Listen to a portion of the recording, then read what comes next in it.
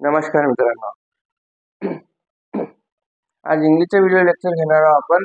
त्याच्यामध्ये आहे as soon as, hardly, as soon as, no sooner than, hardly when, scarcely when. हे जे phrase आहे त्याचा वापर आपण कसं करतात कसं करणार नाही इंग्लिश लँग्वेजमध्ये ते आज आपण पाहणार आहोत. हे चारही सेंटेन्स एकाच वाक्यात जरी वापरले तरी अर्थ एकच आहे. नो सूनर ॲज, हार्डली व्हेनचा अर्थ आहे जसे तसे. जसं मी बाहेर निघलो तसं पाणी पडला, जसं मी जेवण केलं तशी उलटी झाली, जसं तसं. No sooner than and scarcely when याचा अर्थ आहे याप्रमाणे त्याप्रमाणे.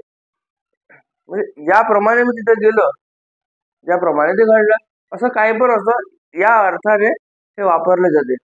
हे चारही फ्रेज एका सेंटेन्स वापरले तरी सेंटेन्स बरोबर आहे, चुकीचं नाही, अर्थ तोच निघतो. फक्त त्या सेंटेन्स मध्ये वापरण्याचे तरीके वेगळे वेगळे. जसे की फॉर एक्झाम्पल नो दिलाय पहिला, नो सुनरचा वापर वाक्यात करत असताना कसं करणे, नो सुनर स्टार्टिंगला नो सुनर लावणे, त्याच्यानंतर ऑक्झिलरी वर्ब लावणे, त्याच्यानंतर ऑक्झिलरी वर्ब ज्या टेन्स मधला असेल त्या टेन्स मध्ये ऑक्झिलरी वर्ब लावायचे, त्याच्यानंतर most of the past tense मध्ये जास्त होते.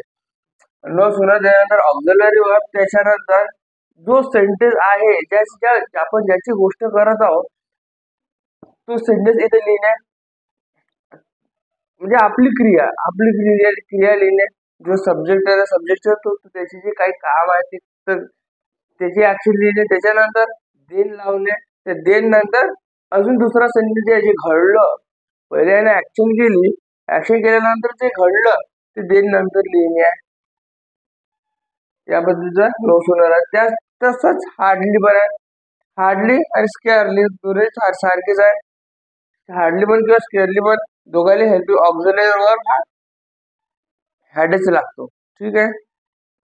हार्डली हॅड किंवा स्केअरली हॅड, स्कॅर्सली हॅड, त्याच्यानंतर जे क्रिया करत आहे ते क्रियेचं नाव, त्याच्यानंतर जी क्रिया ते केल्यानंतर घडली व्हेन नंतर ती क्रिया.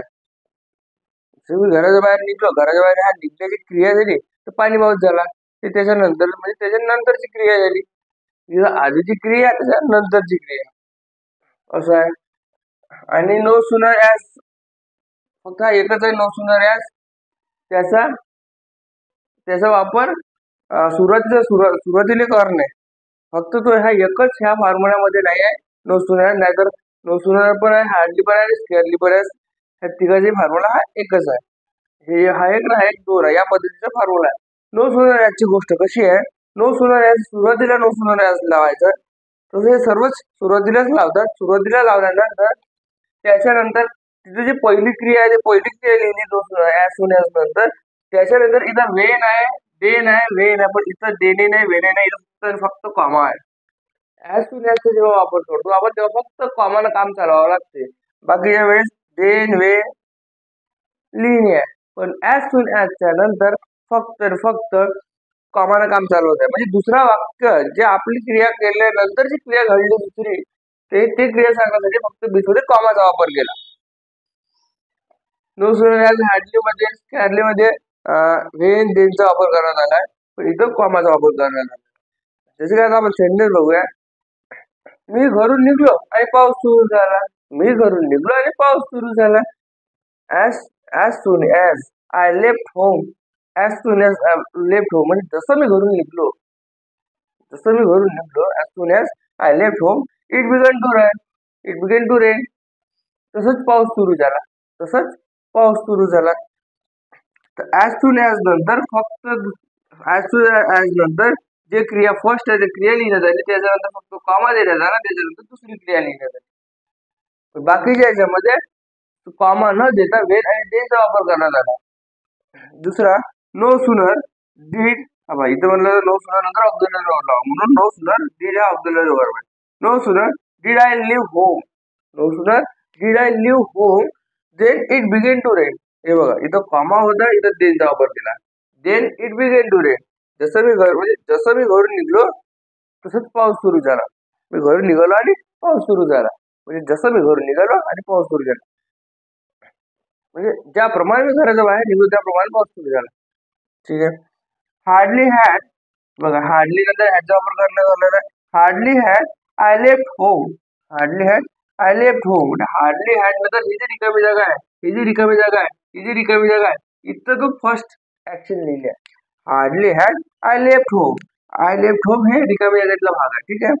Hardly had I left home when, hardly नंतर व्हेनचा वापर करण्यात आला. When it began to rain, when it began to rain, जसं मी घराच्या बाहेर निघलो तसं पाऊस सुरू झाला. म्हणजे मी घरून निघलो आणि पाऊस सुरू झाला.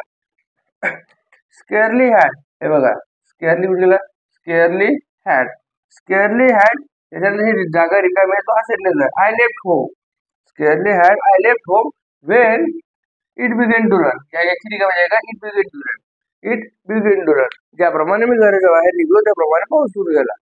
तुम्ही ज्याप्रमाणे घराच्या बाहेर गेलो की त्याप्रमाणे पाऊस सुरू झाला. त्या पद्धतीने hardly had, scarcely had, as soon as, no sooner than, no sooner than चा वापर इंग्लिश लँग्वेज मध्ये केला जाते.